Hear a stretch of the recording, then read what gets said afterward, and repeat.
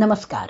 आपण ऐकतोय साखी कहे कबीर, कबीरांचे दोहे आणि त्याचं स्वैर मराठी रूपांतर. हे रूपांतर केलेलं आहे सौ मनीषाताई अभ्यंकर यांनी. आपलं प्रकरण चाललंय 60वं, लाली मेरे लाल की. दोहे आज आपण घेणार आहोत 25 ते 28. प्रथम आपण 25वा दोहा ऐकूयात. ऐसा अविगति अलख है, अलख लखा नहीं जाए. ज्योति स्वरूपी राम है, सब में रहो समाए. ऐसा अविगति अलख है, अलख लखा नहीं जाए. ज्योति स्वरूपी राम है, सब में रहो समाए. दोह्याचा अर्थ ऐकूयात. जरी तो परमात्मा ज्योती स्वरूप आहे आणि तोच सर्वांमध्ये विद्यमान आहे, तरीही तो असा काही अगम्य आणि अलक्ष्य आहे की स्थूल शरीराने आणि सर्वसामान्यपणे त्याला लक्ष्य केले जात नाही. जीव आणि शिव हे वास्तविक एकरूपच आहेत. प्रत्येकाच्या अंतरात विद्यमान असलेली चेतना शिवस्वरूप आहे. त्याच्या आधारावर शरीराची सर्व कार्य चालतात. तरीही त्या चेतनेला कोणीही जाणत नाही. त्यामुळे ते परमात्म तत्व नाहीच असं म्हणण्यापर्यंत मजल जाते. वास्तविक ते सूक्ष्मातिसूक्ष्म तत्व स्थूल शरीराने म्हणजेच इंद्रियांनी जाणता येणार नाही. आता आपण ऐकूयात मराठी साखी या दोह्यावरची. अलक्ष्य आहे परमात्मा तो, लक्षण तो होई. ज्योति स्वरूपी राम जरी तो, घटीमठी भरुनी राहे. अलक्ष्य आहे परमात्मा तो, लक्षण तो होई. ज्योति स्वरूपी राम जरी तो, घटीमठी भरुनी राहे. पुढचा 26वा दोहा ऐकूयात. आया एक ही देश ते, उतरा एक ही घाट. बीच में दुविधा हो गए 12 बार. आया एक ही देश ते, उतरा एक ही घाट. बीच में दुविधा हो गए 12 बार. अर्थ ऐकूया.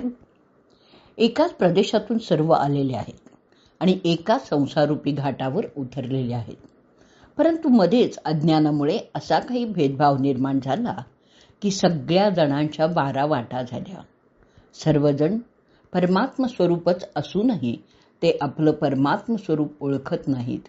स्वतःला आणि दुसऱ्याला परमात्म्यापासून अलग समजतात, वेगळे समजतात. त्यांनी जर परमात्म तत्व जाणलं तर एकरूपता त्यांना कळून येईल.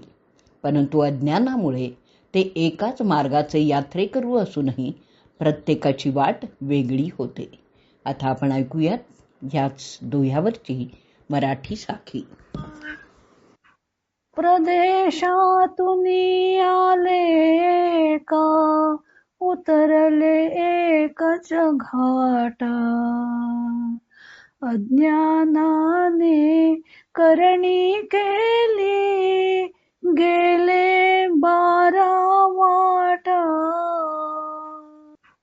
प्रदेशातून आले का, उतरले एकच घाटा. अज्ञानाने करणी केली, गेले 12 वाटा. पुढचा 27वा दोहा ऐकूयात. खाला नाला हिमजल सो फिर पानी होय, जो पानी मोती भया सो फिर निरना हो. खाला नाला हिमजल सो फिर पानी होय, जो पानी मोती भया सो फिर निरना हो. अर्थ ऐकूयात. डबकं, ओढा, बर्फ हे पुन्हा पाणी होऊ शकतं, पण जे पाणी एकदा शिंपल्यात पडून मोती होतं ते पुन्हा पाणी होत नाही. भक्ती साधनेने आत्मज्ञान प्राप्त झाल्यावर तो पुन्हा सांसारिक होत नाही. तो माया मोहापासून मुक्तच होतो. सर्व पाणी एकरूपच आहे. कधी ते नाल्याच्या स्वरूपात वाहतं तर कधी बर्फ होऊन बसतं, पण बर्फसुद्धा पुन्हा पाण्यात परावर्तित होऊ शकतं. तसंच साधक साधनेने परमात्म्याच्या मार्गात अग्रेसर होतो आणि पुन्हा संसारापाशी सुद्धा येऊ शकतो. अनाहत चक्रापर्यंत चढलेली कुंडलिनी पुन्हा अधोगतीचा मार्ग सुद्धा आक्रमू शकते, परंतु साधक मार्गातील सर्व अडचणींवर मात करून आज्ञाचक्राचंही भेदन करतो तेव्हा पुन्हा तो अधोगतीला जात नाही. परमात्म स्वरूप बनूनच तो राहतो, जणू काही शिंपल्यातला मोतीच.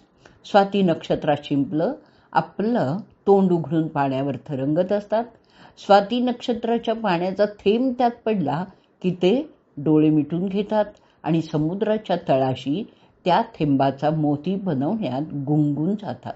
तसंच साधकाला गुरु उपदेश प्राप्त झाला की साधक आपलं जीवन गुरु मंत्रमय बनवूनच टाकतो. त्याला मोती म्हणजेच मुक्तिरूपी फळं प्राप्त होतात आणि आता पुन्हा तो अज्ञानाने वेढला जातच नाही.